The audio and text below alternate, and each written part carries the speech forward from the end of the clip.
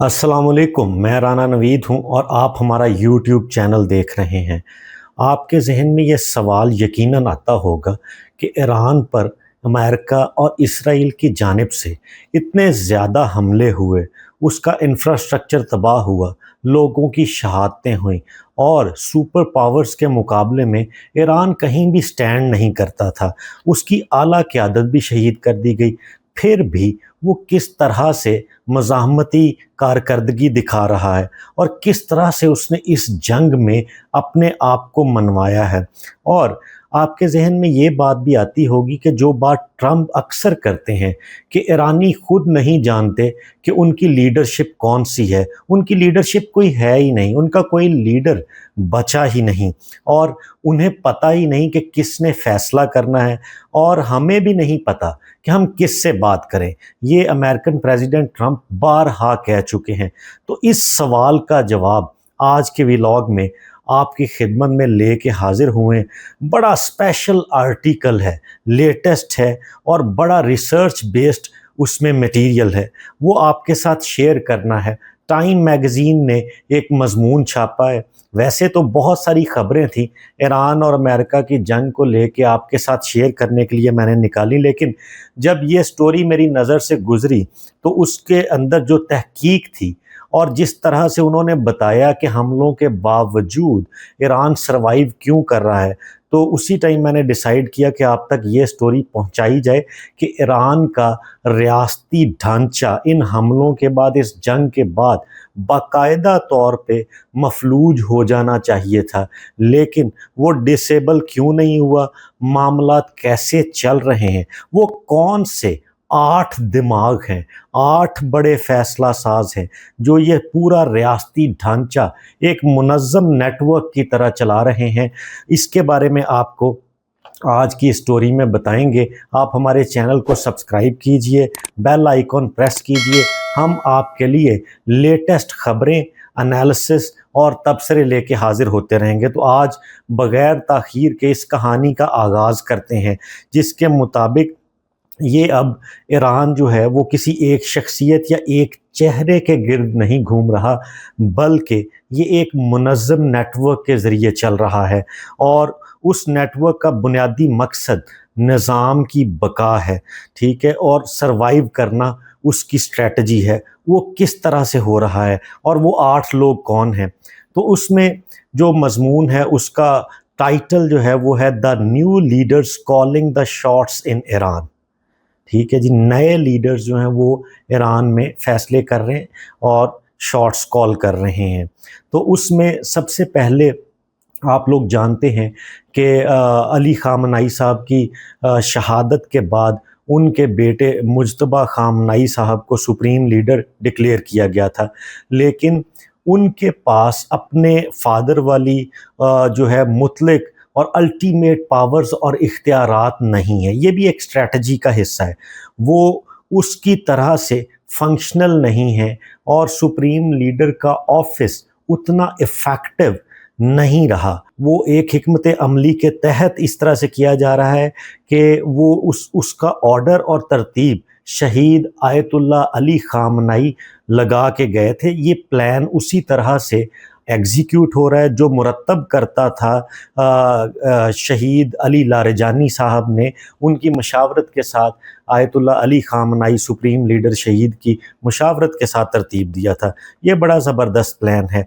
इसके मुताबिक उनका ये मुज्तबा ख़ामनेई जो हैं ये एक नज़रियाती तस्वीर हैं ईरान की कि सुप्रीम लीडर आयतुल्लाह अली ख़ामनेई की शहादत के बाद उनके बेटे अगर आगे रहेंगे, चीज़ें रहेंगी, तो वो उस आइडियोलॉजी के साथ ईरानीज़ जो हैं वो इंटैक्ट रहेंगे। इस वजह से ये एक नज़रियाती जो है वो पिक्चर पेश करते हैं और लोग काफ़ी सारे ये समझ रहे हैं कि वो होली सोली डिसीजन मेकर है और ईरान के लीडर्स जो हैं वो प्रिटेंड भी ऐसे ही करते हैं कि हमने उनसे पूछने जाना है, वो खुफिया मुकाम पे हैं मुज्तबा ख़ामनेई साहब, तो 2-3 दिन कम्युनिकेशन का गैप रहेगा, फिर हम बताएंगे अमेरिका को कि हमने उनकी प्रपोज़ल के हवाले से क्या बात तय की है, क्या हमें ऑर्डर्स आए हैं।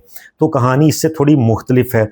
اب ایرانی نظام جو ہے وہ ایک شخصیت کی بجائے جنگی اتحاد یعنی وار ٹائم کولیشن کے ذریعے کام کر رہا ہے، جس میں ملٹری، سیکیورٹی اور پولیٹیکل کولیشن شامل ہے۔ تو یہ 3 مرکز ہیں اس ٹائم۔ اس میں آگے میں آپ کو وہ جن میں نے 8 لوگوں کا ذکر کیا ہے وہ آپ دیکھیے گا کہ ان کے پروفائل کیا ہیں اور وہ اس ٹائم کر کیا رہے ہیں، سوچ کیا رہے ہیں، کس طرح سے آپریشنل کنٹرول سنبھالے ہوئے ہیں۔ تو اس سب سے پہلے آ جائیے، ان کو آپ بڑی اچھی طرح سے جانتے ہیں، محمد باقر کالیباف صاحب کو۔ یہ پلرز آف پاور میں سب سے اوپر رینک کیے گئے ہیں کہ جو ایران کے پلرز آف پاور ہیں اس میں محمد باقر کالیباف جو 2020 سے ایرانین پارلیمنٹ کے سپیکر ہیں، وہ اس ٹائم جو ہے وہ ایک برج کا رول پلے کر رہے ہیں۔ کس کے درمیان برج کا رول پلے کر رہے ہیں؟ وہ سیکیورٹی اسٹیبلشمنٹ کی ترجیحات کو سیاسی زبان میں ڈھالتے ہیں اور مختلف اداروں کے درمیان ہارمنی، تال میل اور ہم آہنگی پیدا کرتے ہیں۔ باقر کالیباف کے ایکسپرٹیز کیا ہیں؟ ایران عراق جنگ میں IRGC کے کمانڈر رہے باقر کالیباف، ایرانی پولیس کے چیف رہ چکے ہیں، اور اس کے علاوہ انہوں نے تہران کے میئر کی 12 سال ذمہ داریاں بھی سنبھالی ہیں۔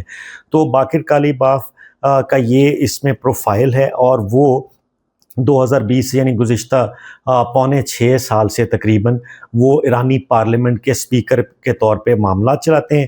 اب یہ ایک پل کا کردار ادا کر رہے ہیں اس کے سیکیورٹی اداروں کے درمیان اور سویلین جو ہیں سارے لیڈرشپ اس کے درمیان۔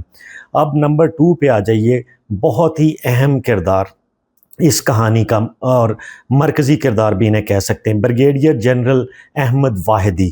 یہ ایکٹنگ کمانڈر ان چیف ہیں IRGC کے اور ہارڈ لائنر ہیں، ٹھیک ہے جی۔ تو ایکٹنگ کمانڈر صاحب جو ہیں وہ ملٹری برانچ میں سینئر انٹیلیجنس آفیسر رہے اور آپریشنل پوسٹوں کے اوپر بھی وہ سرو کر چکے ہیں، اور انٹیریئر اور ڈیفنس منسٹری یعنی وزارت دفاع اور وزارت داخلہ وہ بھی ایران کی چلا چکے ہیں مرکزی سطح کے اوپر نیشن وائڈ۔ اور اس کے بعد وہ فاؤنڈنگ کمانڈر ہیں قدس فورس کے، انہوں نے اس فورس کو ترتیب دیا کسی زمانے میں، اور اس کے بعد ہی carries serious weight among more hard line factions of IRGC۔ IRGC کی جو سخت گیر نظریات کے فیکشنز ہیں، ہارڈ لائنرز ہیں، ان کے اندر ان کا انفلوئنس ہے، ٹھیک ہے جی۔ اور وہ کن کا؟ بریگیڈیئر جنرل احمد واحدی صاحب کا۔ وہ اس وجہ سے وہاں پہ ویٹ کیری کرتے ہیں ان ہارڈ لائنرز کو، کیونکہ یہ خود بھی ہارڈ لائنر ہیں، تو بڑا جو ہے وہ 2 ٹوک فیصلہ سازی اور ڈیسیجن میکنگ کرتے ہیں۔ تو اس کے بعد جو ہے ان کے پاس دفاعی اور عسکری حکمت عملی کی ذمہ داری ہے۔ یہ ڈیفنس اور ملٹریلی جتنی بھی رسپانسبلٹیز ہیں اس کو اسٹریٹجائز کرتے ہیں بریگیڈیئر جنرل احمد واحدی۔ اس کے بعد جو ہے وہ اب آ جاتے ہیں سٹیئرنگ ایران، کہ ایران کے سٹیئرنگ کے اوپر پریکٹیکلی اس ٹائم کون ہے؟ تو ان میں سے سب سے پہلے محمد باقر ذوالقدر، ٹھیک ہے جی۔ یہ انڈیویجول سے جب ہم نکل کے آگے، پرسنالٹیز سے نکل کے آگے ہم انسٹیٹیوشنلی چیزوں کو دیکھیں گے تو اس میں ہمیں موسٹ امپورٹنٹ انسٹیٹیوٹ جو ہے جو کوآرڈینیٹ کرتا ہے جنگ کے حالات میں ایران کی سیکیورٹی اور فارن پالیسی کو، وہ ایران میں ہے سپریم نیشنل سیکیورٹی کونسل۔ یہ کونسل بڑی مضبوط، طاقتور اور ایفیکٹو کونسل ہے۔ تو اس حوالے سے ان کی ذمہ داری یہ ہے کہ یہ کونسل پہلے تو اس کے سربراہ ہوتے تھے علی لاریجانی شہید، اور وہ اس کے ہیڈ تھے اور وہی فیصلے کرتے تھے۔ تو یہ ان کی ریپلیسمنٹ کے طور پہ محمد باقر ذوالقدر صاحب جو ہے وہ اس کونسل کو چلا رہے ہیں۔ تو اس کونسل میں محمد باقر ذوالقدر جو ہے وہ ان کے ریولوشنری گارڈز میں نمایاں کارنامے رہے، اور اس کے بعد وہ ان کی شاندار اور ڈیپ ٹائز ہیں کس کے ساتھ؟ رمضان ہیڈ کوارٹرز کے ساتھ، جو IRGC کی ایک خاص اور اسپیشل یونٹ ہے، ان کے ساتھ محمد باقر ذوالقدر کی بہت زیادہ ڈیپ ٹائز ہیں، بہت گہرے جو ہے وہ تعلقات ہیں، اور فرداً وہ ہر بندے کو نہ صرف جانتے ہیں بلکہ وہ لوگ ان کی قدر بھی کرتے ہیں، اس یونٹ کے لوگ، رمضان یونٹ اسے کہتے ہیں۔ تو IRGC میں ان کی خدمات بہت زیادہ ہیں۔ انٹیریئر منسٹری اور جوڈیشری سمیت خاص اداروں جیسے کہ advisory body of mediation dispute کے سربراہ کے طور پہ بھی یہ کام کر چکے ہیں۔ ایکسپیڈینسی کونسل کے سیکرٹری ہیں۔ ڈسپیوٹ مینجمنٹ یہ کونسل کرتی ہے کس کے درمیان؟ پارلیمنٹ کے درمیان، ایران کی پارلیمنٹ اور سویلین ایڈمنسٹریشن کے درمیان۔ تو محمد باقر ذوالقدر جو ہے یہ بڑے طریقے کے ساتھ بیوروکریسی کو سیکیورٹی افیئرز کے ساتھ سنک کیے ہوئے ہیں، تاکہ بیوروکریسی یہ نہ ہو کہ سیم پیج پہ نہ ہو اور ادھر ادھر نکلے ہوں۔ تو ان کی میڈیشن کی ایکسپرٹیز بھی ہیں، اور اس کے علاوہ ان کی جو ہے وہ ایڈوائزری اور ڈسپیوٹ مینجمنٹ کے اوپر ان کی ایکسپرٹیز ہیں۔ تو یہ ہارمنی ڈیولپر کا کام کرتے ہیں وہاں پہ، اس ٹائم پہ یہ کر رہے ہیں۔ سیاسی، عدالتی اور عسکری شعبوں میں الائنمنٹ پیدا کرتے ہیں، اور ان کو ٹائم میگزین نے اپنے خصوصی مضمون میں یا آرٹیکل میں connective tissue of the system کے نام سے لکھا ہے کہ یہ ایک پوری اس باڈی کا، اس سسٹم کا، اس نظام کا، اس جسم کا جو ہے وہ ایک کنیکٹنگ ٹیشو ہے، وہ والا ٹیشو جو سب کے ساتھ کنیکٹ کرتا ہے۔ تو جب ایران کے امریکہ کے خلاف رسپانس کی ایگزیکیوشن کی بات ہے کہ جو ایران جو ہے وہ رسپانس دیتا ہے ایگزیکیوشن کے ساتھ، تو وہاں پہ نام آتا ہے علی اکبر احمدیان۔ تو یہ بھی بہت بڑا نام ہے ایران کا۔ گلوبل اکانومی پر فیصلے جو ہیں وہ ان کے اثر انداز ہوتے ہیں۔ آپ اس سے ان کی امپورٹنس کا اندازہ لگا لیجئے۔ یعنی گلوبل اکانومی پہ اثر انداز ہونے سے میری مراد یہ ہے کہ اسٹریٹ آف ہارمز سے یا ایرانین پورٹ سے جتنا بھی آئل اور لیکویفائڈ گیس جو ہے اس کی منتقلی یا ترسیل ہے، وہ ان کے حکم کے ساتھ آگے پیچھے سارا معاملہ ہوتا ہے۔ تو اس کے مین ڈیسیجن میکر علی اکبر احمدیان ہیں۔ آبنائے ہرمز کے سارے فلو کو متاثر کرنا یا جاری رکھنا وہ ان کے ہاتھ میں ہے، یا پھر ایگزیکیوشن میں تو پھر سارا کچھ ہی آ جاتا ہے۔ یہ تو صرف میں نے گلوبل اکانومی کے حوالے سے آپ کو بتایا تھا۔ سارا کچھ سے میری مراد کہ گلف کنٹریز میں امریکن ملٹری بیسس یا گلف کنٹریز کے انرجی انفراسٹرکچر کو اب تک اگر نشانہ بنایا گیا ہے تو اس کے پیچھے علی اکبر احمدیان کی اسٹریٹجی بتائی جا رہی ہے۔ تو اس میں IRGC میں بطور نیول کمانڈر سرو کر چکے ہیں۔ یعنی ایسے نہیں ہے کہ وہ یہ فیصلہ سازی جو پانیوں کے حوالے سے اور گلف کے اوپر ایئر بیسز کے حوالے سے جتنی بھی ایگزیکیوشن پلان وہ ایک ایسا بندہ دے رہا ہے جو اس کی ایکسپرٹیز نہیں رکھتا۔ IRGC کی نیول کو، بحریہ کو کمانڈ کر چکے ہیں، اور اس کے بعد جو ہے وہ سپریم نیشنل کونسل کے سربراہ بھی رہے۔ یہ بھی وہ اسی کونسل کی جس کے محمد باقر ذوالقدر تھے، اسی کے علی اکبر احمدیان رہے۔ یعنی یہ ایک ہی لیگیسی ہے علی لاریجانی سے آن ورڈز، جو یہ پورٹ فولیو ان کے سربراہان جو ہیں وہ یہ سارا کام چلاتے رہے۔ اس کے بعد ان کی امپورٹنس کا اندازہ یہ آپ لگا لیجئے کہ جنگ شروع ہونے کے ایگزیکٹ 12 دن کے بعد جب امریکہ اور اسرائیل نے ایران پر حملہ کیا تو اس کے 12 دن کے بعد ایران نے ایک ڈیفنس کونسل بنائی تھی جس کے تحت انسٹیٹیوشنلائز کیا جانا تھا وار پلاننگ کو۔ جتنی بھی جنگی پلاننگ یا حکمت عملی تھی اس کو ادارہ جاتی سطح پہ انسٹیٹیوشنلائز کرنا تھا۔ تو اس باڈی کے ایکٹنگ سیکرٹری بھی ہیں، ٹھیک ہے جی۔ تو ٹائم میگزین نے ان کے حوالے سے یہ لکھا، the system and play a more strategic role, ٹھیک ہے جی۔ تو یہ جو ہے وہ ریپرزینٹ کرتے ہیں سسٹم کی لیئر کو، اور اس میں اسٹریٹجک رول جو ہے وہ علی اکبر احمدیان کا ہے۔ آگے آتے ہیں، آپ نے اس پوری جنگ کو اگر جو ہے اس سے جڑی ہوئی خبروں کو ملاحظہ کیا ہو تو 2 ویپنز ہیں جو اس میں سب سے زیادہ ایران نے یوز کیے ہیں۔ نمبر 1 میزائلز، اور جس کو اردو میں میزائل پروناؤنس کرتے ہیں، اور نمبر 2 وہ ہیں ڈرونز۔ تو اس کی وجہ سے ان کا اس پہ جو ہے وہ دفاعی میکانزم جو ہے وہ بڑا اچھا رہا۔ تو اس حوالے سے ملٹری اسٹریٹجی جو ہے وہ دا ایروسپیس فورس آف IRGC کے پاس تھی۔ IRGC کا جو ایروسپیس کا یونٹ یا وہ ہے ادارہ، اس کا سب باڈی، وہ ایروسپیس فورس IRGC کی وہ مینیج کر رہی تھی ڈرونز اور میزلز کو۔ ابھی تو چلے سیز فائر کا ماحول ہے یا ہلکا پھلکا جو ہے وہ جھلکیاں چلتی ہیں آبنائے ہرمز کے پاس، تو جب پراپر جنگ ہو رہی تھی، امریکہ حملہ آور تھا، تو اس وقت ڈرونز اور میزلز کے کارنامے آپ نے دیکھے جنہوں نے گلف میں امریکی بیسز کو ہلا کر رکھ دیا تھا ڈرونز اور میزائلوں نے۔ تو ایروسپیس فورس کے پیچھے ہیں ماجد موصفی، ان کے انفلوئنس نے ملٹری ٹیمپو اور اسکوپ آف ایسکلیشن کو شیپ کیا ہے، ٹھیک ہے جی۔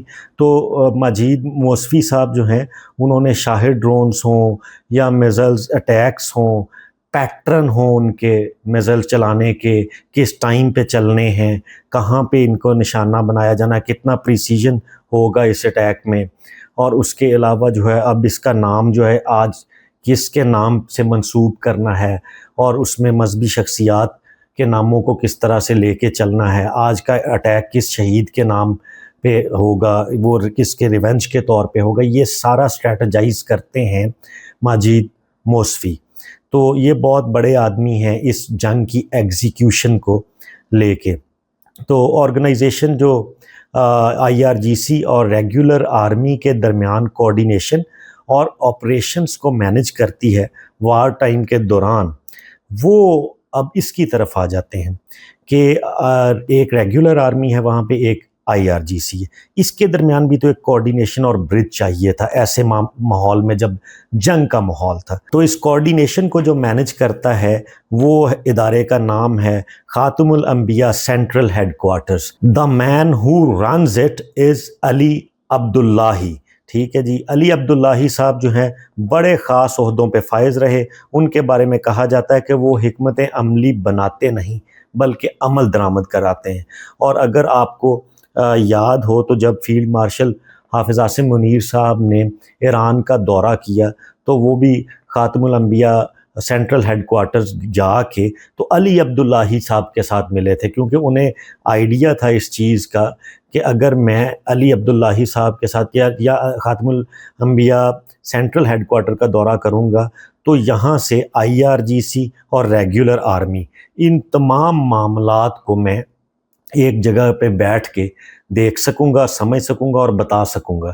تو یہ اس ادارے کی اور علی عبداللہی صاحب کی یہ امپورٹنس ہے۔ تو آگے جو ہے وہ جی last but not the least, why the centre holds, یہ اس کی سب ہیڈ لائن تھی اس آرٹیکل کی ٹائم میگزین کے۔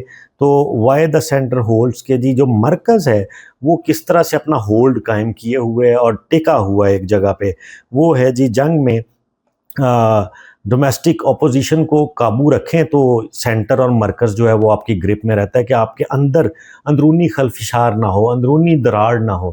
تو وہ اس وجہ سے اس کو قابو میں رکھ رہے ہیں غلام حسین محسنی صاحب، ملکی عدالتی نظام کے جوڈیشری کے سربراہ ہیں۔ تمام عدالتی نظام ملک کا سارا وہ ان کے انڈر ہے، غلام حسین محسنی صاحب کے۔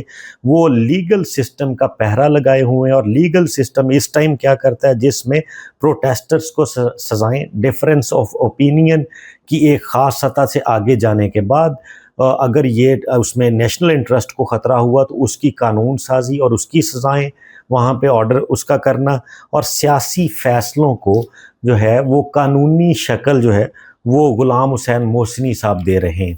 تو انہوں نے، آپ نے نوٹس کیا کہ یہ جو ہیں وہ اپنی قانونی کیپیسٹی میں، لیگل افیئرز میں اتنی گرپ رکھ کے بیٹھے ہوئے ہیں کہ سارے انٹرنل معاملات جو ہیں وہ محسنی صاحب نے قابو کیے ہوئے ہیں، باقی 6 لوگوں نے پوری جنگی سچویشن میں فیصلہ سازی اور کوارڈینیشن آپس میں کی ہوئی ہے، جنگی حکمت عملی چل رہی ہے۔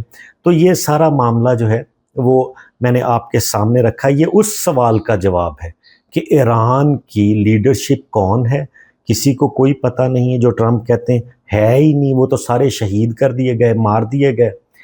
تو یہ اس سوال کا جواب تھا۔ اور ایران اس ٹائم کس طرح سے آپریشن تھا، جو ہم ذاتی طور پہ سوچتے ہیں کہ آپریشنل کیسے ہے، اور اس کا اسٹیٹ سٹرکچر جو ہے، ریاستی ڈھانچہ جو ہے، وہ اپنی پاؤں پہ کیسے کھڑا ہے، یہ اس سوال کا جواب تھا۔ امید ہے آپ کو یہ معلوماتی ویلاگ جو ہے وہ پسند آیا ہوگا۔ آپ ہمارے چینل کو سبسکرائب کیجئے، بیل آئیکن پریس کیجئے، تاکہ ہر روز کی بنیاد کے اوپر ہم آپ کے لیے معلوماتی جو ویڈیوز ہیں وہ لے کے حاضر ہوتے رہیں، آپ کو اپڈیٹ کرتے رہیں کہ پاکستان میں یا دنیا بھر میں بڑی کہانیاں اور سٹوریز کیا ہیں اور بڑی خبریں کیا ہیں۔ آپ کا ہمیں دیکھنے کا بہت شکریہ۔ اپنا خیال رکھیے گا۔ اللہ حافظ۔